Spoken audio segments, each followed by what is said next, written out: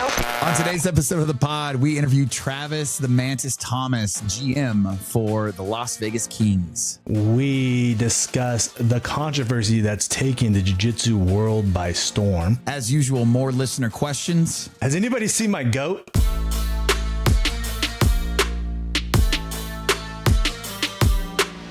Ladies and gentlemen, welcome back to the pod. This is episode 122 of the BJJ Balance podcast. I am here today with Mr. Osa Nation himself, Matt Vega, and special guest today, Travis the Mantis. And he is the GM of the New Hope Kings for PGF. So welcome. Las Vegas Kings. Las Vegas Oh, Kings. that's right. They changed it. But New Hope Generation that's Kevin Lucas. He's the owner of New Hope Generation, and he is the owner of the Las Vegas Kings. So pretty cool.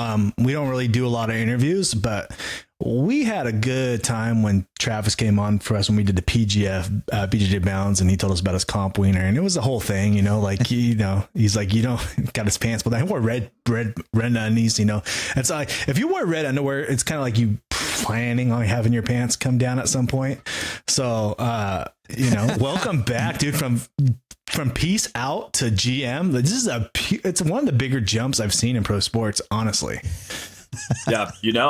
That night I didn't even have my shorts tied. I knew everything, the way it was going to go down. Chris is that kind of guy. We've chatted before, we chatted after. So it was almost like the nip slip, the Janet Jackson nip slip. Like, this is going to make my mark here. Yeah. I was thinking at that time I was just an athlete, and PGF is obviously some great exposure, but how can we make the best of it? Brandon always talks about social media is huge in the PGF. And I mean, what's better than getting pantsed on live television? There's nothing better. Yeah. Now, you're still compete, right? You still active in training?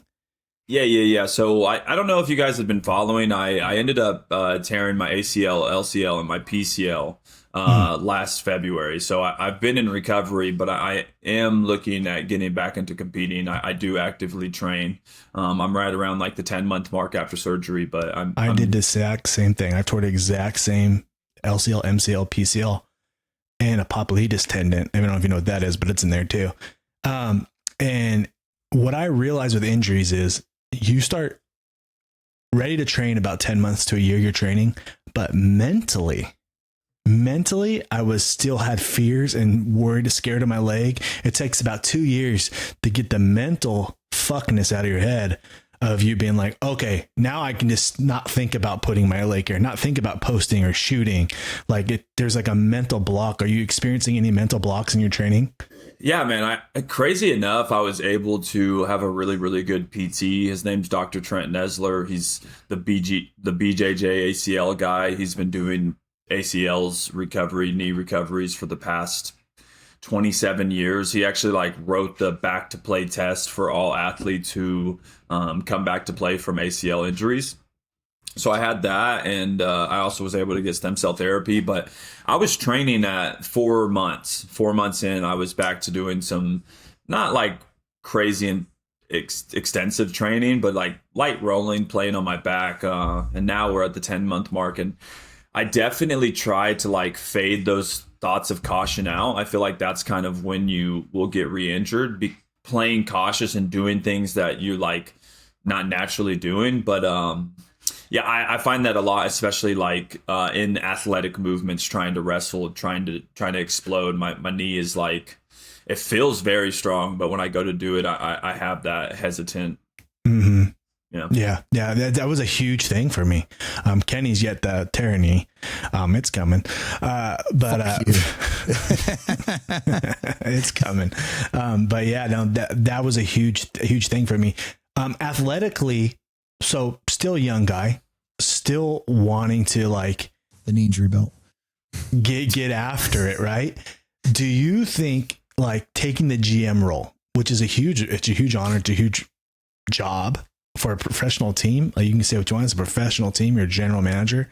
Usually that's for guys that are not competing no more, or not in pro sports anymore. They're the John Elways, the guys that used to be good, right, but they're retired. Usually that's who takes it over because they know how the game works, and you do know how the game works, but you're still in your prime. Do you feel like taking this role is kind of giving up on like maybe chasing like a PGF championship or something like that? Yeah, I think it's pretty interesting. It's a little bit of a dynamic situation. We haven't done a weight class where it's my weight class yet. The 155 is way too light. 175 is still too light. And we've talked about, like, I've chatted with the team, the coaches, the owners about what that looks like when I come back, and they've expressed that I could do both jobs as long as I'm able to manage it well. They don't mind me competing and doing the GM. When I injured my knee, I was kind of in this like you said, this position of like, dang, am I going to be able to compete anymore? It's a triple ligament surgery is a pretty big surgery. They call it like a dislocation, and not everybody is able to come back from those things. And it just depends on how surgery goes, how recovery goes, how rehab goes. And Kevin offered me the position to like at least be a part of professional sports.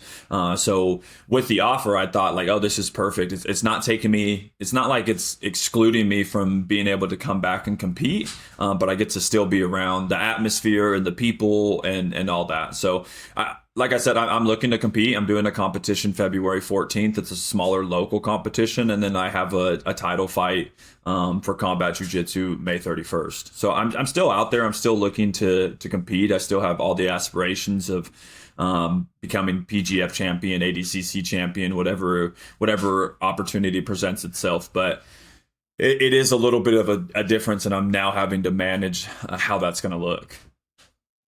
Yeah. What do you got, Kenny? What all goes into the GM role of a PGF team?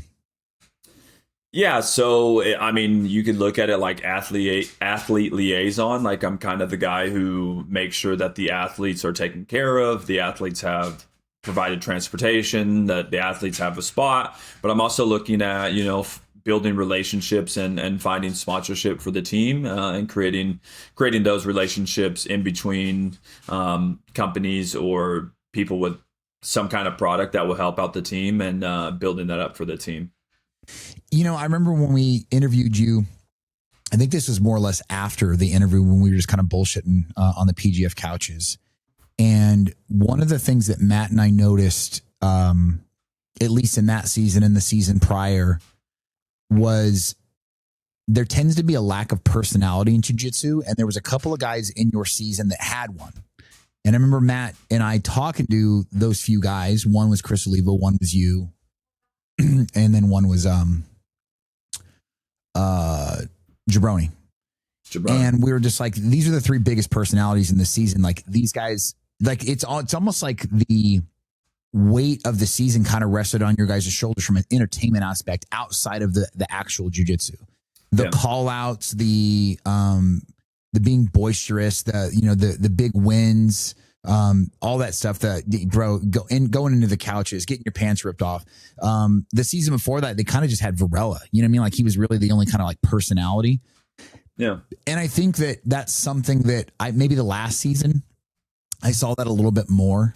And I hope that that's something that like the GMs are communicating to their athletes is like, hey guys, this is your opportunity to shine. Matt and I talk about this often on the pod, where we try to make the comparison between MMA and jiu-jitsu, because I feel like where we're at in jiu-jitsu right now is kind of the, I don't know, like early 2000s of MMA, where like it you knew it was going to pop, but it just took that one big fight where all of a sudden everybody's tuning in.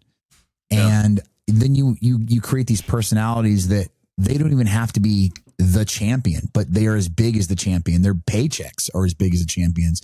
That's where you got your Cerrones, your Nate Diaz, things like that, where like these guys were great. They were awesome to watch, but their personality is what made them so special and what garnered them such a huge fan base. And it didn't matter that they never had a belt around their waist. Nobody cared, because and even if they lost, their star just grew brighter because people loved them, and they lost with like a certain amount of like attitude, like, fuck yeah. Even like they didn't get beat up. It was a war, you know what I mean? And they just happened to lose the war, but like, people loved him for it. And I think that, there's an opportunity for that to happen in the PGF. And I think that with what we saw with Varela in PGF, and that's kind of transitioned over to the UFC. And I think he's going to be probably their first biggest star, even without a belt around his waist. You know what I mean? Like he just has that certain personality about him. And it doesn't feel like an act. It feels legit. Whereas like a Colby Covington in MMA, that his, re-rise to stardom really was just him, being a heel. And it was an act. It was a role that he was playing. But I think that there's an opportunity for some of these guys to just kind of turn it up a little bit. Like when the camera's on you, like just be you times 10. Like just still be authentically you, but just turn it up a little bit so that the people see who you are. Yeah. Whenever I did season 5, that was like a big thing that Brandon had mentioned, is the PGF was going to be something where it could bring more eyes to your brand, and it could bring more people to at least be able to notice who you are. And I kind of just took that full force, and you've seen it with Elijah. Elijah's kind of had his own personality since he was born. That's just like him, and he doesn't really have to put on an act. And I think me as an athlete or as a person, I'm a little bit more laid back, and I especially like in a public setting, I'm not like always just out there and like really expressing who I am. But I understood that like in front of the camera, I at least have to be myself, like you said, times 10. And I do try to express this to the kids that like, if you do something like this, it can turn into a GM position. And like we had mentioned, the GM position right now isn't something that's like as glorified as a GM position for the Dallas Cowboys, but this is something that is in its early stages. And if you set yourself up during the season to where you are producing enough numbers and people actually like you, then when this thing does blow up, you'll be in a position to where this can be something that's really, really big. So I definitely try to give as much insight to the athletes as I can to, let them know that this is a big opportunity, and it's as big as you make it. If everybody comes into the PGF and thinks it's just some little thing that Brandon wants to put on and it's kind of fun because there's a little bit of money and like, yeah, I'll come in here and do what I can to try to win, but like they don't really look at it as professional sports, then it will never be a professional sport, right? But if everybody comes in here and takes it serious and tries to get their camera time and tries to have a personality and tries to get fans and wants to win, shows up on time, shows up professionally, then it can be as big as we make it. And it's kind of like what you were saying, jiu-jitsu is in this, early stage, maybe 2000s of the MMA. I think the issue is the reason the MMA works is because you kind of have to go forward. You're locked into a cage. You have to fight this dude, and you have to go in there and put on a show. And it's kind of hard to be scared to lose in MMA because people can take advantage of that and beat the shit out of you. Whereas in jiu-jitsu, it's like we're playing this game where nobody wants to run or pass the football until the fourth quarter and there's 10 seconds left. And like, okay, I'll go for the win now. And I think that's, people have to, especially in the PGF, not be as worried about losing, because like losing and winning isn't as important as the entertainment factor of the PGF, if that makes sense. It's not a skill-based sport. It's an entertainment sport. And yes, everybody wants to win, but that comes with playing the game. I would say Brandon even said that in I think it was our second interview with Brandon, where he was basically saying like the PGF isn't jiu-jitsu. The PGF is jiu-jitsu based, but it's kind of its own thing with the way they have the rule set up. And I think that it's not the way that you would play. Like if the way you would compete in PGF versus the way you would compete in an IBJJF match are completely different. You know what I mean? Yeah. And it's like, is it the same base martial art? Sure, but there are different sports. February 4th is the draft.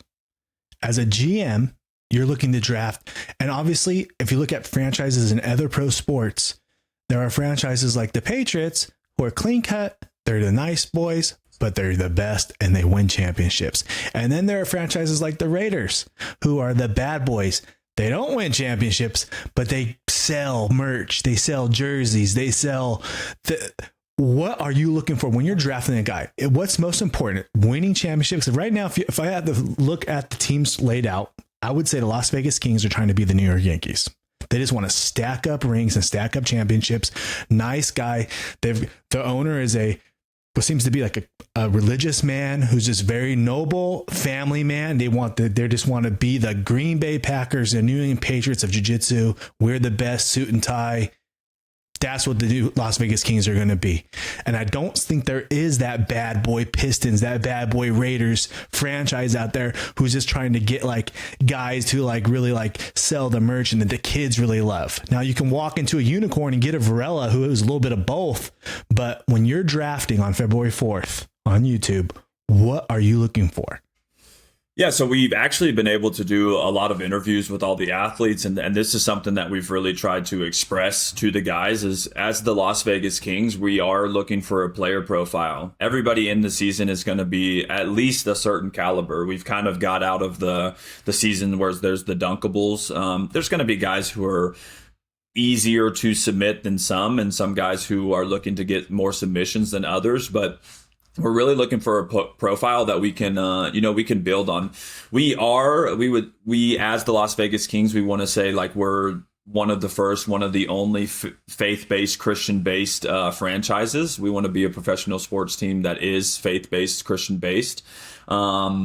And that doesn't mean that like anybody who's on the team has to be Christian or faith-based, but like we kind of are basing our principles of what we want by that. We want somebody who's coachable. We want somebody who is going to be able to go out in the community and show that they're a leader and have good morals. What we talk about all the time is we want to be able to create that like generational season ticket holders to where grandpa brings his grandkids, his kids, and he likes the Kings because he can look and see like, oh, Cam Hurd, that's a good guy. I want my kids to be like that. So you're kind of hitting it right on the head. We do want to be the team where we're clean cut. We wear the suit and tie. We show up. We win championships, and we don't go out and party after. And again, there's time and place to party, but we want to be very professional in the season, and we want to make sure that when people see what we do in public and behind closed doors, it's people that they can like, trust, or like they can look up and say like, oh, I don't mind if my kid follows Travis because I know it's going to be a good guy to look up to. That's definitely where I see you guys going.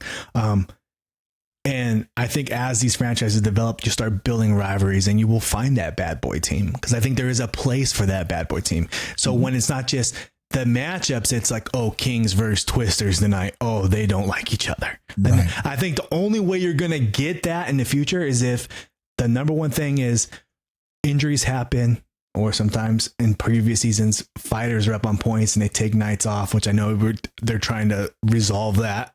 Like, I'm kind of hurt. No, you're not. You know what I mean? Right. It's the reserves that come in. When I seen reserves fighting for multiple teams, the same guys, that was kind of like, it kind of took away from like the team part of it. You know what I mean? So I think like each team needs to have like their own reserves. And like, hey, we're out of reserves, guys. Like, I'm sorry. Like, you got to go out there. Like, yeah. You know what I mean? Like, I feel like the rosters need to be a little bit bigger on each team, and the reserves need to be specifically for each franchise. And like, they can't just cross-pollinate reserves to put on a good show. If they don't have the guy, like, they take the L, boom, it counts as a break or whatever. And and that gets, the other team gets it. Sorry, the guy didn't have he's hurt, he couldn't come. So that, because longevity, endurance, teams willing to fight and teams not, that's part of the game. Yeah, for sure. So in the draft, we have changed it up. Last season, I think the issue was in the past season, yes, you have like cross guys going back and forth to different teams, which kind of makes it weird because during a football season, baseball season, you can have a trade, but it's not because of an injury or like one guy's just going over to another team because they're out a guy. It's usually a deal made with money and whatever it may be. So you also seen last season where a couple people got injured, and then the reserves that came in were, I think everybody would agree, better than the people that got injured, which not necessarily an issue, right? This is the building blocks of a professional league. So like, there's obviously going to be stepping stones that we have to figure it out. But what we're doing for this season, I don't know if you guys have seen, but every franchise has 2 locked in players. So for the Las Vegas Kings, we have Jet Thompson and we have Cam Hurd. The Twisters is Elijah Carlton, Kevin Buehring. The Philadelphia Phenoms is Andrew Cockle, I think his name is, and Derek Rayfield. And then the Colorado Wolverines have Caleb Crump and Officer Grimey as their 2 locked in teams. teammates. So everybody has these locked in players. We're going to go to the draft. Each team will draft 3 people. I think there's 28 people in the draft. So whoever does not get drafted will then become these free agents, their reserve players. We will also then draft those reserve players as our formal reserve guys. So we're going to have 5 on the starting lineup, and then we'll have 2 reserve players. Those will be our guys. They'll practice with us. They'll house with us. They'll do everything with us. If we need a replacement, it will go down to those 2 guys. If it gets deeper than those 2 guys, then like you said, we'll have to do a forfeit or we'll have to send somebody out there. They've also tried to take away from that like rest day to where people are like, oh man, I'm kind of up on points. I don't need to play.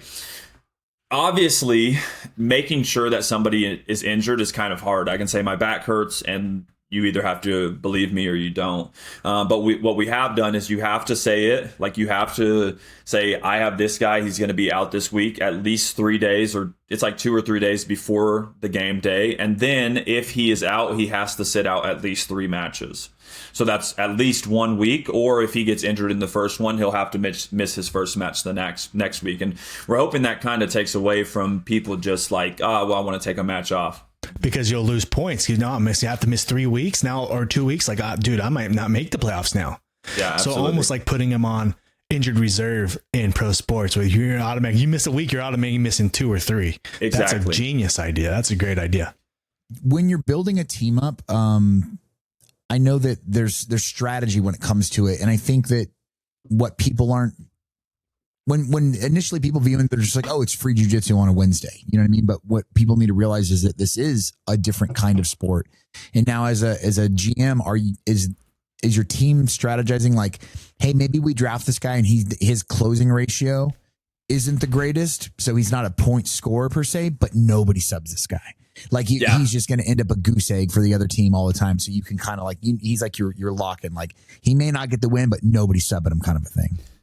Yeah, for sure. And our head coach is Ricky Lundell. He was the coach with Pedro Sauer for me on season 7.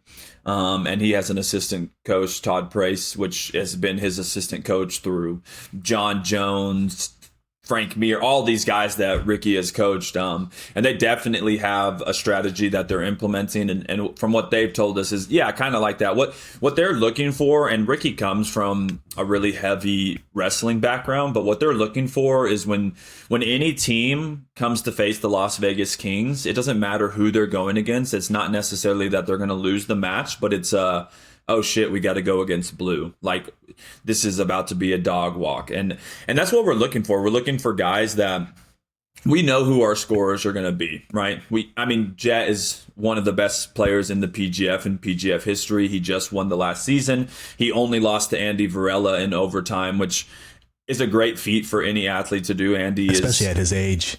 To go the grown ass man, get fucking basically bitch slapped and fucking almost still get it. Like that was a hell of a fight. Yeah. Jet's an amazing athlete. So, and then we look at Cam, and I think most people will look at Cam as a block, but like somebody who doesn't go in there and score a lot of points, but isn't going to get scored on a lot. And we kind of feel the same way. Not that Cam won't score, because Cam has been improving a ton, but like now we have a really good scorer and we have a really good guy that we know is going to go in there and give everybody a hell of a time, right? So if you have to go against Cam, good luck. Regardless what happens, you're going to come out sore, beat up, whatever. Your second match that night might be a problem. Yeah, absolutely. Cam is like, I don't know if either you watch hockey, but Cam's kind of like an enforcer in hockey, where like their job is basically just to rough up the other team and make life hell. Yeah, absolutely. And Cam has been doing really, really good on the jiu-jitsu scene. He won 4 ADCC Opens in a row, with the last one being the ADCC National Open. And yeah, I think that he's going to be a great attribute or a great player to the team. But this is definitely something we look at. We're going to need at least 1 more scorer or 2 more scorers, and then we're going to need another guy that's not going to get subbed a lot. So to answer your question, yes, this is something that we're strategizing on. Like, you can't just go out there and get 10 running backs and then expect to win the game, because no one knows how to throw, no one knows how to block. You have to like fill the team with all attributes. We need good guys in practice. We need good guys who are going to be elevating the guys when they're not in there. Like, we don't want a guy who is a superstar athlete that puts on his headphones and doesn't talk to anybody, right? Like, right. Okay, cool. go out there and score, but if only that guy's doing good, like, well, then it's not really a team atmosphere. And I think that it's super important is a lot of these guys are coming from just jiu-jitsu backgrounds to where they've never done a team sport. And like one of the biggest things about team sport is that rally. You know, you're down by 3, you come up to bat, you hit a single, the next guy comes up to bat, he hits a single, and then you just feel this momentum of build and build and build to where you scored 10 rounds in a game or in 10 runs in an inning, and like now the momentum has shifted, and that's super important for these team sports. And we're really looking for people who elevate and lift up the team in those areas. Yeah, I agree. I think jiu-jitsu was pretty much took over by introverted or nerds in the beginning of it. And the guys like you or I who are playing the traditional sports, football, baseball, whatever, you know what I mean? We're used to like motivating and rah, come on boys, let's fucking go. Like we're used to that, right? That whole American style sports where the introverted, like, and there's a place, the Musamechi, who don't talk, he's a dweeb, but the guy is phenomenal. You know what I mean? There's a place for that, but like, he's not a guy who's going to rally the troops. Like, guys, we need this one. Like, you know what I mean? Don't get like, right. So I think like, the more jiu-jitsu grows, I think the jocks are starting to infiltrate into jiu-jitsu a little bit more. And I think that's good for jiu-jitsu. It's good for pro sports. Something you could actually see last year was a lot of these guys have never played a team sport. And it's almost like just blaring light that you can see it because they'll get a call from the ref that they don't like. And then it's almost like they shut down the whole week because the referee is going against them. And it's like, dude, have you never played football and got a flag thrown or baseball or whatever it is to where like everybody knows the refs are the worst part of sports and everybody hates the refs, but like that's just how the game goes. You know, it's never going to be just this perfect world where the ref and the commission and whoever it is just calling all the shots right. And you got to see that a couple times where guys were like getting really upset because of calls being called, and it's sports, man. Yeah, 100%. I think what's exciting about this season is it's going to be the first season of all the teams being franchise teams. And now we do have that opportunity to develop those rivalries and whatnot. And I think rivalries like that, there's these moments in certain sports history. Me, I've always been a hockey fan. That's always been my preferred sport to watch. And I was an Colorado Avalanche fan growing up. And in 1997, the rivalry between the Detroit Red Wings and the Colorado Avalanche was insane, multiple seasons in a row. And the very first game that those two played, I think it was March 26, 1997. In the first period, the entire team the goalies fought each other center ice. Like both skated out center ice, jumped and lunged at one another, caught each other in the air and just started beating the shit out of each other. Like it was an insane fight. Every ref that was out there was trying to pull people off of each other. Wild shit. And I think that we have an opportunity to see that like literally develop now for the first time, where you're going to see, like, I think a team is going to set the tone, and it's probably going to be the Kings if I had to guess, just because, again, the way that you're building the team, and I guess maybe the mindset going out too is like, you've already been around for another season as the Kings. You know, we're the big dogs on the block. All the other franchise teams, other than the Twisters, this is going to be your first season. You got a redheaded assassin on your team. Yeah. You know what I mean? And he's missing too. He's technically the guy, you know, he's still a child. He's 18. Yeah. That's a kid. Okay. Can't even buy beer. Yeah. Like, can't drink alcohol legally. He's a kid. Yeah. So like you got the golden goose. So like this is definitely the time that I think the Kings can really stack up. You know what I mean? And a good promotion for them and be like, look at we have this many team titles, but look how many playoff champions we have. That's also another stake that you guys could clout when it comes to like signing free agents and stuff like that. So I think that like the Kings definitely are in the front runner right now when it comes to like which franchise it is. And this is because you were first. All the people that he mentioned too, like the pedigree of the coach, the head coach, is world class. You know what I mean? Like If you look into just his history in jiu-jitsu and the sport, I remember meeting him at the last season that we were there and just kind of talking to Ricky and how what he had said that he basically walked onto a college wrestling team and that he didn't wrestle in high school. He just did jiu-jitsu. So he's the only person to not come from a folk style or wrestling background to make it to college and wrestled under Cale Sanderson. So he started jiu-jitsu when he was 6 years old under Pedro Sauer, and I don't want to like really tell all of his story. That's his story to tell, but I'm almost positive he was homeschooled, went to college, and finished college by the time he was 18. Went and did this tournament that Cale was at. Cale recruited him and told him to come play for him, and then he was able to walk on and play or wrestle under Cale. He didn't.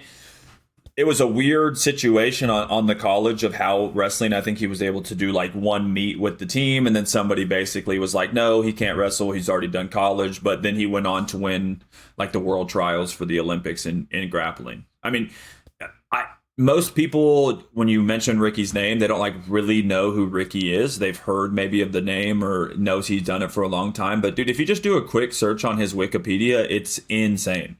Yeah. No, yeah, it is for sure. Lundell is a monster. I've been watching him since I was like a white belt. Yeah.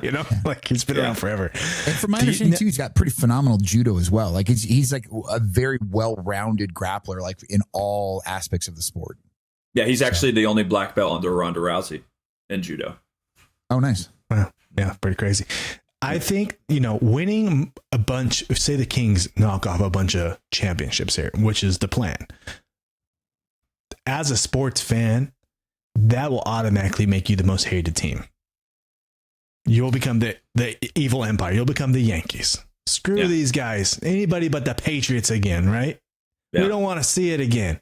I can't stand the Chiefs. You know what I mean? That's what's going to happen.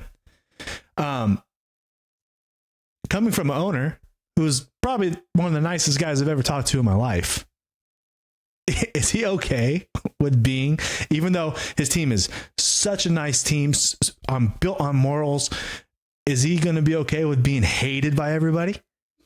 Yeah, I think a parable that Ricky uses all the time is the frog and the scorpion. I don't know. Have you ever heard this parable? Take me across the river, stab me in the back. Yeah.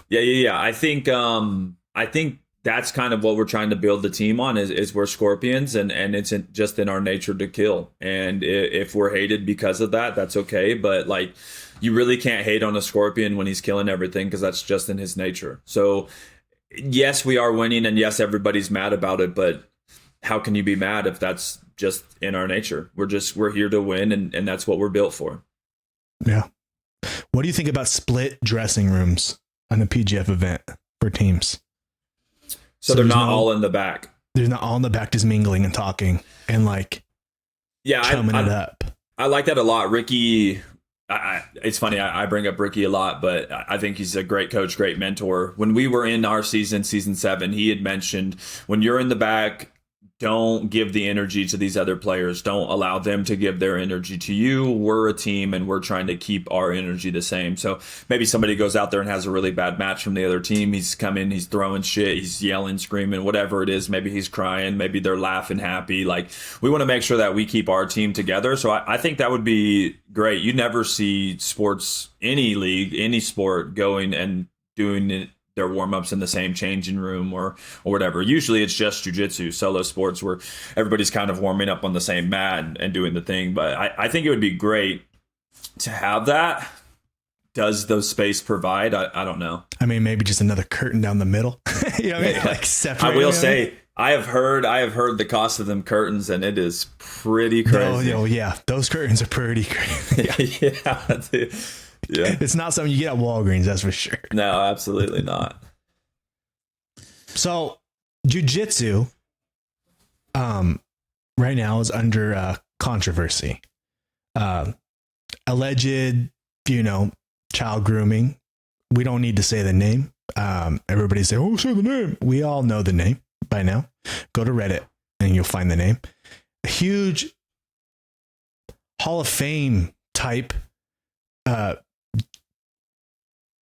professor in this game and a major prominent SoCal gym. What are your takes on this? Yeah, I think it kind of goes back to like what we were saying about who gets into jujitsu. I've said this for a really long time. I've only been in jujitsu now for about 4 or 5 years. I guess 5 years completely, but I've been training for 4. And through that time, I've got to see there's this weird like hierarchy that becomes in jujitsu. It's these guys who have never done sports, and I don't say this like it's all of them, but have never done sports, have never been cool, have never been the popular guy. They don't have like much going for them. They get into this sport that takes time and repetitiveness to where if you show up and you are all into jujitsu, like it's almost impossible for you to not get good. So there's these guys, and obviously there's outliers of guys who become great, right? But they become good, and then all of these people who start to come into it like really fall into like, oh my god, he is so great, and it gives them this king-like setting to where they can kind of do whatever they want, and people don't really question that because he's the greatest at jiu-jitsu. And it's really weird because jiu-jitsu is so small when we're really talking about the big picture. So I think that we see it all the time, and not only in jiu-jitsu, it happens everywhere. I mean, allegedly this shit's going on with the government too. So like, it's this weird, like, yeah, it's weird, man. I don't know. I think it's strange how people get a lot of power, people get a lot of following, and then they fall into this temptation of doing weird things with kids or younger people. It's gross. Kenny, what do you think? I think it's a double-edged sword. One, I think it's absolutely terrible for the jiu-jitsu community, but what I have seen a lot of, especially because Matt and I are so geographically close to the situation, and a lot of people that I know live in that city. I grew up in that city. So I know a lot of people that train down there, and I've seen a lot of other gyms in that area posting things like, look, if you're like, it's absolutely horrible what you're going, because not everybody was directly affected, but a lot of people are like exodus from that gym. Like they're just gone. They're like, even if it's just an allegation, like prove us wrong and maybe we'll come back, but why chance it, And so they're like, they're fleeing from that gym very quickly, and other gyms in the area are like, look, come here, train for a month on us for free. Like, come experience our program. Come, like they're being a community, like they're welcoming the rest of that gym in with open arms. And it's a massive gym. So there's a lot of people that are going to start dispersing, and they some of them travel across the city or even further to specifically go to that gym because of it having a world-class jiu-jitsu program and the lineage that's attached to it. So when it's imploding from the very top, from the head of the lineage, that's a scary. We've had these types of issues in jiu-jitsu in the past, but usually it's like some random coach under the head. You know what I mean? It's never the main guy. So this is like, oh my God, this is crazy, So it's cool to see all these other gyms kind of come together. And no part of me thinks it's like a money grab, like they're failing. Like this is a chance to grab their students. I genuinely think that like jiu-jitsu is important to people that are a part of jiu-jitsu. It's important to their life. It's important to their mental. And, when you have a situation like this happen, that can really throw a wrench in that. And if you rely on jiu-jitsu for part of your mental health, and all of a sudden, like it's kind of being ripped away from you because of the gym you happen to go to, like you're like a secondary victim, So it's like to see the community rally around and be like, no, like we've got a spot for you here. And I think what's cool about jiu-jitsu as well is that because there is so much cross training, because you make friends with people that you compete with, maybe you go do an open mat at their gym, things like that. Like the people already have other homes, like a little sub homes. Like me, case in point, not related to the situation. Like I came from a 10th Planet school. I'm still very close with the coach there. And occasionally I'll go back there and I'll do a class, or I'll go to an open mat, or, just because it's a secondary home for me. It's not my primary school. I'm not a student there, but I respect Drew, the PGF ref, and I respect jiu-jitsu, and he and I are friends, and it's fun to go and just fellowship with other like-minded people, and I think jiu-jitsu is great for that in regards to community. So when a situation like this happens where it's like egregious and like, oh my God, like it's almost unbelievable to see the community rally around, specifically in that geographic area, and really kind of like put themselves out there for the other students, is cool to see. And it's cool to, that's exactly what jiu-jitsu needs right now. It doesn't need that drama that happened, but everything that's happened because of it is exactly what jiu-jitsu needs right now. Yeah. I think that's a good point, and something that we get to see is, I like mentioned the government, and I definitely don't want to get political. That's like a slippery slope. But I think a problem that we see with that is like people don't band together on these issues. An issue happens and it gets split. But what we're seeing in this is, as a community, jiu-jitsu is staying true to jiu-jitsu. And there's not really people fighting against like, well, maybe he's still a good guy, to where like, no, some shit has happened. He's fucking up, if we're being honest. And like, we're going to band together to make sure that this gets out, because man, jiu-jitsu, like you had mentioned, is super important for a lot of people. A lot of people have the stories of like, jiu-jitsu saved my life, or, I wouldn't be here if it wasn't for jiu-jitsu. And it's really important that we keep that sacred feeling, safe and secure, and we don't let creepos dictate what jiu-jitsu is, and then it becomes this thing where everybody's like, oh, jiu-jitsu is the spot where if you want to go get touched, just join a gym, Yeah, right. I agree. We've talked about lineage for the last few weeks. In the last few weeks, we've had comments being like, lineage doesn't matter, this, that, who you train under matters. And to me, I'm going to double down and say it still does. And fighting for being trained by the biggest serpent in the backyard is a good thing. But sometimes when a snake does come too far up on the porch and he's doing bad shit, what do? You got to take a square shovel to his head and chop it off. Yeah. And just because you come from a predominant lineage doesn't mean that it can't get corrupt, and you have to freaking reset. And hopefully the skills you've learned can branch off and you can create your own lineage. I think that's important. And I think that's what's going to be the one thing that's going to help, is actually kind of help PGF with this, is so many people fall in line with the teams they train under. Like, I'm Kenny and I, we're Checkmat. And then there's other teams, right? Oh, we're 10th Planet, we're Alliance, AOJ, whatever you want to be. That's fine. But when something happens bad in that gym, you're like, oh, it's like almost get broken up with a girlfriend. Like, oh, I can't believe that happened. I'm like, that's us. Oh, and it really takes effect. When it happens to a pro team, if someone hits his wife and he plays for the Yankees go, you're cut. Yeah. See you later. And guess what? I can still be a Yankees fan and be proud. And I think PGF wise, I know the Las Vegas Kings, just on the ownership, is not going to handle anything like that. They're like, you're gone, dude. You can't be part of our squad no more. Yeah. But like, you can like the team and still like, it's like a real sports team. And I think that's where jiu-jitsu is going. You don't have to feel like I'm a Kings fan. Like, oh, that's some guy got drunk driving, DUI, but yeah, well, he got cut though, so like he's not on our team anymore, so I'm still a Kings fan. You know what I mean? Like, Matt's made a comparison in the past where he's compared like jiu-jitsu schools like that, larger schools, like almost like colleges. You know what I mean? Like, where Checkmat would be like, its own university, 10 Planets, its own university and whatnot. And when something like this happens, it's almost like when they had the whole Penn State thing blow up. Yeah. You know what I mean? Where it's just like, oh man, it really tarnishes the school as a whole.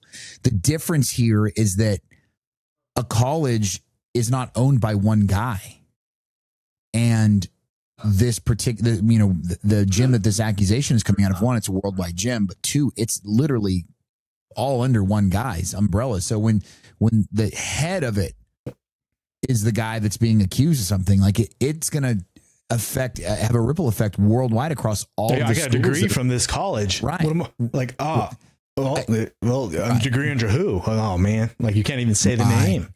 It sucks. Right. 100%. And I'm flying to Texas tomorrow, and I'm going to train at a school under this umbrella. And it's like, I almost wonder what it's going to be like walking into that gym. Like in my head, I haven't bothered to ask anybody because it's not my place or anything like that. And this is all fresh news, but like, at that point, do you change do you disassociate from that and change the name of your school when like the name of that school was what your reputation was built on when you opened it? Like if a lot of major schools have, Kenny, a lot of major schools have. Like AOJ. if Matt were to open a gym right now, it would be, I assume it would be a CheckMat affiliate gym. And, right. and people that even if they didn't know who Matt was, they would flock to that gym because they know the CheckMat is a name in the jiu-jitsu space that's very large and very successful. Same thing like when anytime a 10th Planet gym opens, nobody knows who the black belt is off the top, especially if you're like white belt. You know what I mean? Like I've never trained jiu-jitsu, but I know Eddie Bravo and I know 10th Planet. I've watched the Rogan show. You know what I mean? Like they know that name. So it's like people will come to your gym just because it is named 10th Planet, just because it is named CheckMat. And I feel like if that's how you've opened your gym, that's what you have the lineage and the credentials and you've coached people successfully. Now you almost have to fall back on everything that you've accomplished up to the point because you almost, the name kind of like doesn't mean anything. It doesn't hold the weight anymore. Now it's almost a scarlet letter on you, you know? I feel horrible. I feel real bad for the good guys in that organization that have legit credentials because it was legit school to learn at and they have legit championships and stuff and they got their black belt under this guy and now they have to be like, who you got your black belt under? And you're just, fuck man, that sucks, bro. That sucks horrible, bro. I obviously like the news came out and somebody had to leak the information or somebody was like brave enough to tell their own experience. But do you feel as if it was possible that like people knew that this was going on, but like didn't mind to let it go on because it wasn't open? You know what I'm saying? Like, obviously like there's now people saying like, oh no, he is a scumbag. And it's like, well, you knew about this. Right. Yeah. Why didn't you say it there? I think, it's like, honestly, I'm gonna be honest. I think Craig Jones, with all his Isaac Michelle stuff that he's been talking about and all these other guys he's been trying to expose doing the same stuff, I think that has really opened the door for people to speak out. And what I was saying earlier on my live is I think it's a good thing. In the 90s, we used to be able to play outside, go outside, streetlights come on, whatever. Parents didn't care. We could just do whatever we want because we say it was safer back then. It was not safer back then. Kenny and I have on record saying we just think we're just more aware now of the predators that are out there. And I think even though right now we're just becoming more aware, maybe feel like a black eye in jiu-jitsu right now and a dark day because it kind of is. But in the long run, I feel like this will be beneficial for us because we're exposing this and we're just becoming more aware of what's going on because you trust your jiu-jitsu guy. What's that? Clean it up now while jiu-jitsu is still in a growing stage, you know, like let's get rid of all of the dead weight and the baggage and the bad so that when this doesn't explode, when jiu-jitsu is one of the biggest sports in the world, God willing, and then all of a sudden the controversy comes out. You know what I mean? Okay. When I was a kid, baseball was America's game. Then the strike happened and baseball's never been the same. It's grown since then, but it's never been the same. It will never be the biggest sport in America again, I don't think. And I don't want that to happen to jiu-jitsu. You know what I mean? I'm glad that we're catching it now because we're still in a growing period. And if we act quickly and swiftly and get rid of this problem, and like Matt said, chop the head off a snake, if it is in fact, proven to be true, then by all means, that shows good faith in the whole of jiu-jitsu. Like, hey, that community doesn't put up with this shit. And moving forward, if you're a high level guy, and I'm sure you guys will be talking about this in your players meetings, as a GM, I would be telling my guys, look, people are going to want to see you. People are going to want to roll with you. People are going to want to train with you. And jiu-jitsu is the only sport where you can roll with your heroes. That's what the coolest part about it. I said, but we got to be careful. We got to make sure you have a third party there. Cameras are on. You got to be able to protect yourself because this may seem bad and it looks like it is, but there is a lot of people out there that will just try to get somebody, especially pro athletes. There's been numerous times Patrick Kane got the alleged rape charge and he didn't even do it. Derrick Rose had one. As the sport grows, there will be girls out there and guys trying to expose guys and try to frame them. So you got to really, right now, this should be a learning point for all the good guys in jiu-jitsu and the good girls in jiu-jitsu to cover your ass. Yeah, because I was going to say, I will say when I started MMA, not why I got into it, but I did think like, ooh, this is going to get me some ladies right here. All the ladies are going to be after me. Sadly, I have a girlfriend now. Not sadly, that's awesome. But sadly, it was never the ladies that were hitting me up, but it was tons of dudes. And a lot of the times that they were, it sounded like it was like, ooh, can we get this guy? Not even is it's like, maybe they do have some kind of infatuation with me, but like, can I get this guy to do something? And then I'm going to get him back. And that is really important. You know, since I've been young, that's something my dad taught me, was never put yourself in a situation that can, no one will know, right? Because now it's hearsay and it's his word versus mine. And maybe somebody sees how you act one time and they're like, well, that's a little fishy. And then somebody comes out and says like, oh, this guy did this. And they're like, oh yeah, he did because he's a little fishy. So I think you're exactly right, man. You got to really protect yourself. And there's like, you know, you don't want to not roll with your people, but like you said, set up some boundaries and some things that keep you protected. If a girl wants to do a private lesson with you and you're a head instructor, like, hey, dude, bring a partner, bring a couple people. Tell them it's a group event. Tell them, or like, say, hey, for my safety, I record. Yeah, for sure. And so I think are you okay with that? I record the privates for my safety, and just everybody's got a phone. Yeah, absolutely. So like, you gotta do that. You gotta, in this landscape of the world, you just gotta protect yourself. Yeah. Some people are very, very cool with just being the person to get somebody in trouble. They almost like get off on that shit. Mm-hmm. They will go out of their way to make something happen, to get punched in the face because they're calling people derogatory terms, and then turn it right back around and say like, ooh, he assaulted me. And I think it's a lame way to do it, but hey, everybody has their own way. We watch paparazzi do that with celebrities. Well, it's like they'll badger them and have a camera in their face, and then all of a sudden, like if you're this huge celebrity and you just get sick of it and you snap and you punch a photographer, now all of a sudden he's suing you for assault. It's like, we kind of brought it on. You've been following the guy around for 6 days straight. He can't have a moment with his own family, with a kid. I mean, he can't even load his kids in the car without you trying to shove a camera in his face. It's like, you kind of deserve to get punched, you know? Yep. And I think, last thing, I think in regards to the filming thing too, I think as a student too, that could protect you, because some people might not be willing to act out if they know that there's a camera on them. You know what I mean? Like, just always assume when it comes to that kind of thing. Like, if I got a private from Matt, he's one of my best friends. I can trust him. He's not. You might want to film that, dude. You might want to film that. I didn't grow his mustache for nothing, brother. We got some listener questions, Matt. Yeah, podcast questions brought to you by Optiva Wellness. If you're looking for peptides at a discounted price, go to optivawellness.com, code BJJBalance10, save 10%. If you sign up for their mailing list and just use code BJJBalance, you can get the Wolverine stack, the BPC 157 and TB 500 at a low price of $60. It's like $100 value just for you boys. optivawellness.com. Question here.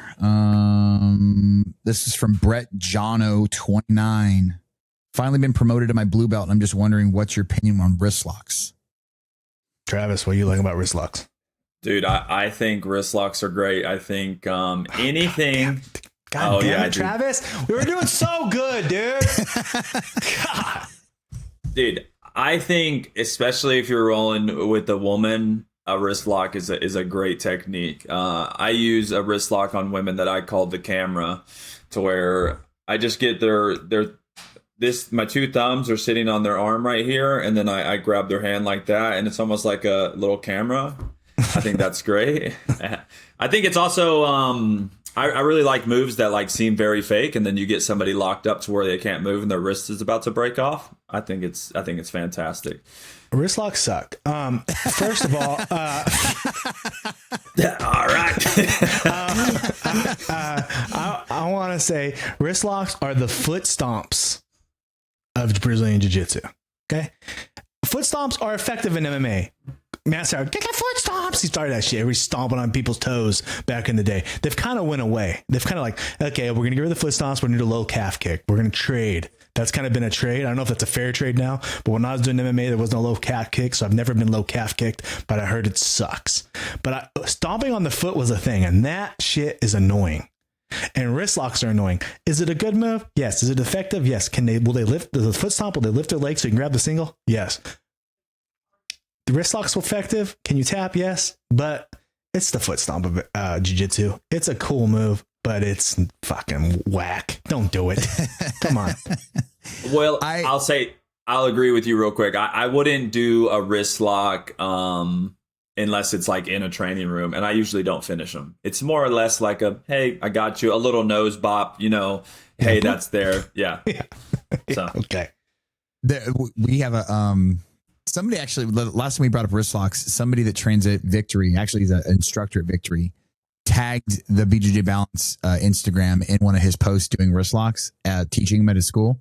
And he did this wrist lock that I ended up, as a blue belt, going and doing to some young, I want to say he's probably a younger blue belt. So I think he's probably 16, but he talks a lot of shit in the gym. And I'm like, bro, I'm 40.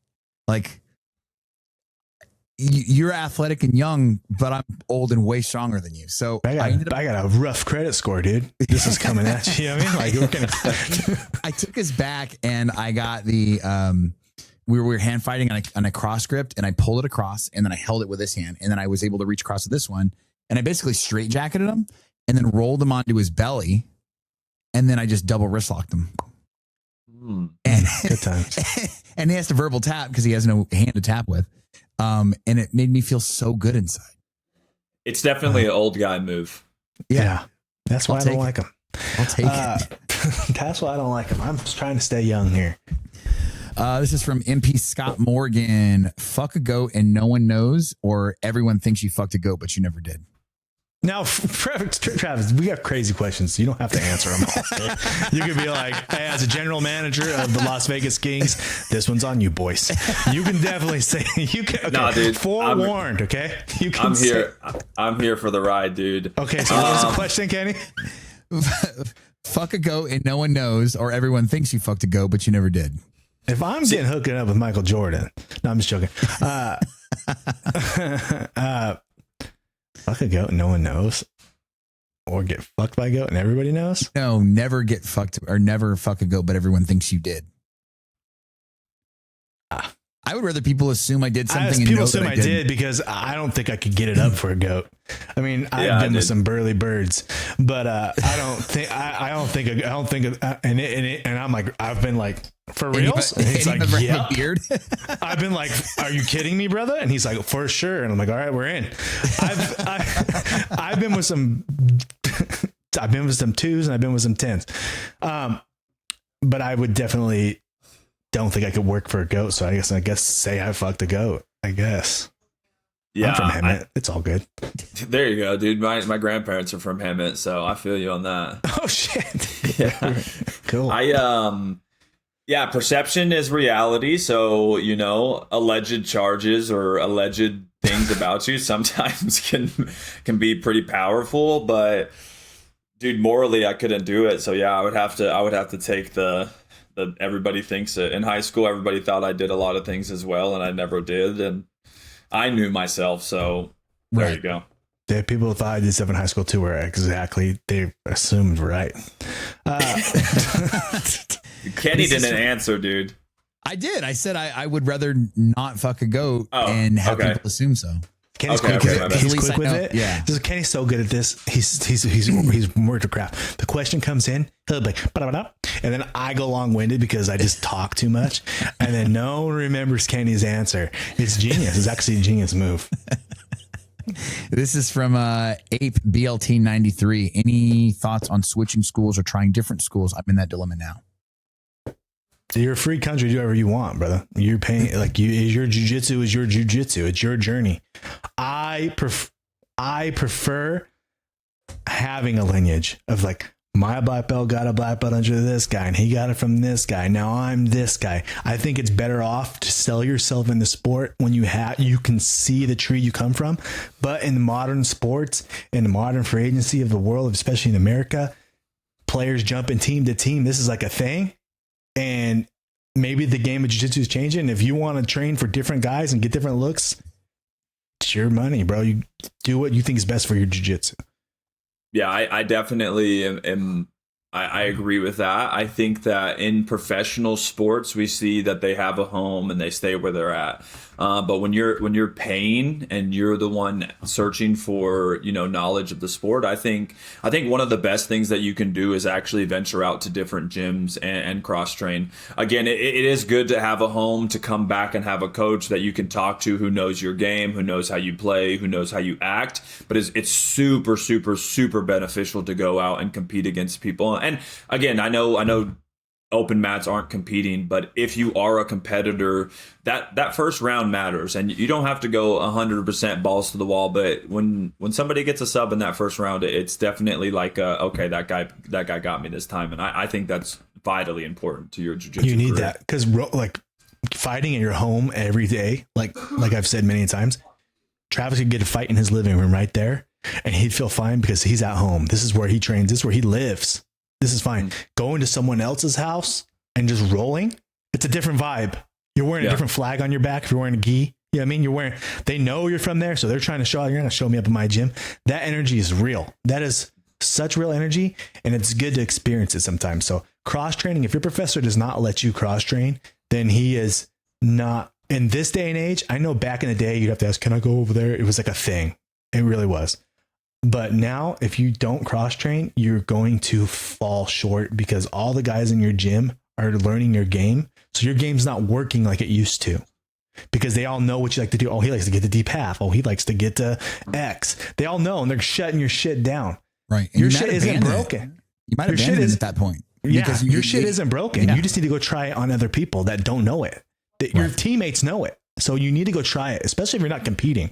You need to go try it and evolve it and still be successful with it. Yeah, I was going to say, everybody in your gym is learning the same curriculum too. So even if you do have an A game, they already know the moves that you're working on, because everybody's learning the same thing. And then the guys from different gyms, they are learning different things. So you get to see like, oh, this actually works, instead of like, damn, every single time I try to do deep half, they shut it down. Well, yeah, like you said, they know that you're playing that game. And then this is as close as you can get to a competition feel without having to go and really put it on the line, spend $150 to go compete one match and Naga or whatever it is. There's nothing funner than waking up on a Saturday night, jumping in a car with a bunch of your boys, going to a rival gym down the freaking other side of the city, walking in, being respectful, paying whatever you got to pay, and going in there and just having fun, and then get that drive home. Like, bro, I had this guy. Did you see that? Oh, that drive home talking like how good you did, how bad you did. There's nothing better. That's like peak level bonding with the boys. So you should cross train. Well, it'll show you your holes in your game. What I like about Matt and I come from the same school, but I train at an affiliate gym of his or whatever. It's a checkmat school, but it's on the other side of town. And my professor has a black belt and the same professor as Matt. But when I go to train at Matt's school, there's something I can learn in Matt's class that I can take back to my gym that nobody else learned. So it's now I have the opportunity to actually try that out in a real world scenario and maybe fail at it a few times, realize where I'm making the mistake, and kind of fix that just in the rolls, because they don't know what to anticipate. They don't know the defense to it. And all of a sudden it sticks like, oh, that is a viable move that does work for my game. And because I had the opportunity to learn it at another gym, but bring it back to my school. And it was like, not just an open mat, but an actual lesson. Like, oh shit, I've been playing a lot of saddle lately. And it was just because I went to another gym to an open mat, and I'm a half guard player. And this guy literally just sat back in my half guard, pulled saddle, and heel hooked me. I was like, motherfucker, like that was just too easy for him. And I have to learn that. So now I've been playing that. Yeah, I agree. The ride back, that's pretty peak boys time, but I mean, nothing beats team showers. True. Yeah. True. I would agree. I agree. Well, I mean, you got nothing to worry about. We all saw season 5. And the air conditioning was on in that bitch. It was cold in there too, dude. It was. Yeah. Question from Brandon MC.Ninja. Why is Brandon the best? B-Mac. I opt out, dude. The one question he opts out. I'll tell you if I'll fuck a goat. But you want me to talk to Brandon? Look, Brandon McCaffrey is. I've said this before. Look at.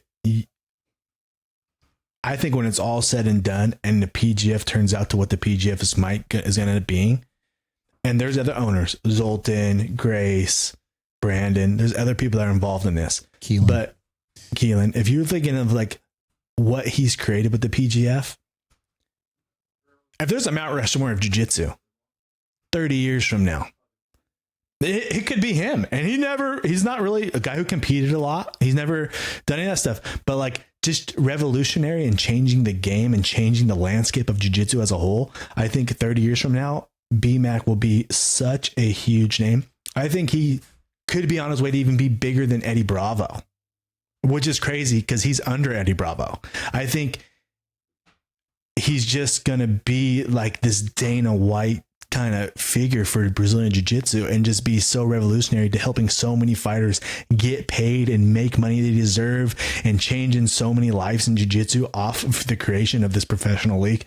I think that he could just really make a mark. So I think Brandon's a pretty cool dude and he's a Bulls fan. And yeah, he's one of the good dudes in jiu-jitsu for sure. He won't say anything bad about anybody, but hey man, what you got any news on this guy? He'd be like, I don't know, bro. He's a great guy. Brandon won't say a mean thing about anybody, dude. That's what I love about Brandon.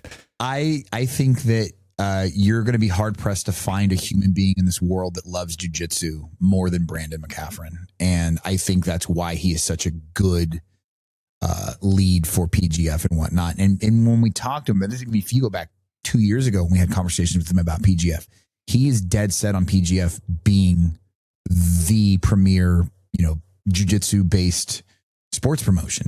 And he will not stop. He's like, this isn't like we failed, good try. He's like, no, if we fail, like we're going to come back, we're going to change things up and we're going to try something different. And if you go back and watch older PGF seasons and you work up to now, you can see the change and it has just gotten more refined and better over the years. And, I don't know. The dude he lives, breathes, eats, sleeps jiu-jitsu, and that's a hard thing to not respect. If I'm a jiu-jitsu guy in the space, look at 5 years from now, is there going to be a season 11 PGF? I guarantee you there'll be a season 11 PGF.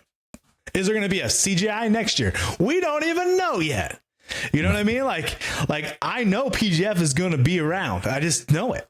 So it's like, that should be something you should be able to bank on if you're in the grappling world and you want to expose yourself. You want to get yourself pushed out to hundreds of thousands of people on YouTube every Wednesday night. You want to chase greatness one time in your life. You want to leave your name in jiu-jitsu. You want to instantly change your lineage. It's like, I am the head of my lineage. Look who's under me now because I hit this crazy movie in PGF and now it went viral and I completely changed the landscape of my life. And now I am him because I had the opportunity to show it one time and everybody saw. PGF, that's where you need to be. And you can't say that about other organizations. I don't know if they're going to be there. UFC, BJJ, they're not promoting. They hardly promote. I don't even know when their next card is. I don't even know who's fighting. Right. They show a quick 2-second clip of Mikey Musumeci. What does that even mean? Yeah. But I do know February 4th there's a draft. And I do know every Wednesday night moving on, there'll be live grappling on YouTube. And you can't beat that. Yeah. It's a sure thing. I agree. Like you're saying, there's two ways to get really known. It's to have allegations of doing weird things to kids or join the PGF, and you get to choose that path, right? That's your choice. But no, something that's really cool about Brandon and what I would say does make him the best is you hear all these stories of like these guys who make these things, Apple or Bitcoin or whatever it is. And like the story that you hear is some guy who bled everything he had into that and eventually made it. And in the beginning, everybody was kind of like, well, what's going to make it? And I get to see that firsthand with like Brandon taking time away from his family, away from the gym and really looking out for athletes. He's a really good guy. And, we're getting to see like a pioneer of a jiu-jitsu league become great. And I think that's really cool. And like you said, Brandon's never going to ever say anything bad about anybody. He's always looking for the best in people and how he can help them out. So I'd say in relation to you as well, I understand everybody writes their own story, but I think without Brandon McCaffrey, your story isn't the same. You know what I mean?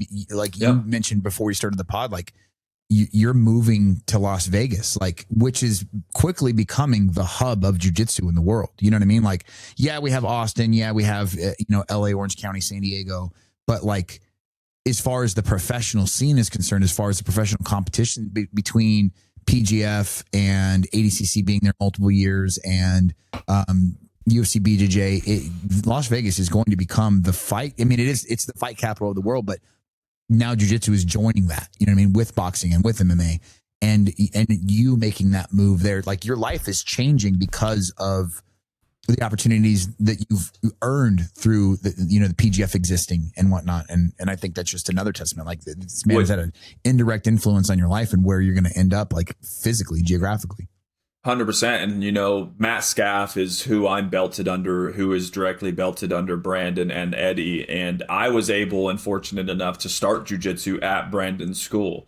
So, like, not only have I got to see the PGF grow, but I've got to, like, grow under Brandon. And yes, Matt Scaff is who belted me, but Brandon is a direct influence of Matt and a direct influence of me as well. So I've got to see all these things and be under the wing of Brandon and get to see these things as they grow. So, I mean, not just through the PGF, but honestly throughout my whole career in jiu-jitsu. Last question we got is from Reckless 10P. Kenny, how does it feel to be a purple belt pimp? Also, I'm happy for you, brother. Keep pimping. Let me set the record straight. Your man is married. He's very happily married. I'm not. I had my purple belt days way before I was in jiu-jitsu. That's far behind me. Let's fucking put the purple belt fucking pimp shit to rest. Makes my wife feel uncomfortable. Embrace it. But no, getting promoted to purple belt, it feels good to me personally, because I felt like towards the end of blue, I almost became lax in it. Like I knew that I was a good blue belt. And so it's like, well, I want more of a challenge, but I just feel it for some reason. I feel like the belt changes that somehow. Like I know that I could still be more competitive as a blue and like continue to grow in the sport and gain more knowledge. But for some reason, being a good blue is cool. And it's way more fun being a good blue, like shocking the world against the purples and the browns. You know what I mean? Right. Like, oh yeah, they don't even know how good I am. I got your ass. Like your house money every day. Now you're a purple belt. So now blues and whites can get you. Now you see guys below. You're like, I can't lose to this guy. You didn't have many of those guys before. Now you have the pressure on the other side. Like I can't let this blue belt hit me. And that's good to feel. Yeah. No, it's a bit of a challenge. You know what I mean? And I'm fucking Matt's over here trying to set up super fights and shit like that for me in his gym. I'm like, hey man, I didn't know that I signed up for fucking anything. And here I am fucking getting called out in a 6 a.m. group chat. You're fucking fighting Alex, Kenny. I'm like, oh, okay. You're fighting Alex, dude. Set it up. I'm setting up. But yeah, you thinking what I'm thinking, Kenny? Aim for the bushes, brother. Aim for the bushes. My name is Matt at OsNation BJJ. Follow me at OsNation BJJ. Follow Kenny at Freak Partner BJJ. Follow us on the Discord, YouTube, Facebook. Number 2 on the Apple list this week. Shout out to you guys. Thank you for making us the number 2 jiu-jitsu podcast on Apple right now. That's pretty awesome. We appreciate all you guys and everything you do. Travis, where can they find you? Give your ads. Where it's pub your stuff. Yeah, I'm at _the Mantis on Instagram. You can follow us at Vegas King Official. Follow the Las Vegas Kings through the PGF at PGF World. I appreciate you guys having me on here. It's always a blast. I love listening to your guys' content, and then getting to be a part of it's even better. So thank you guys very much. Anytime, brother. Anytime. All right, guys, stay safe. Stick around for after the roll. We got after the roll here. As soon as we get done here, extra footage for you guys. You want to pay that tier.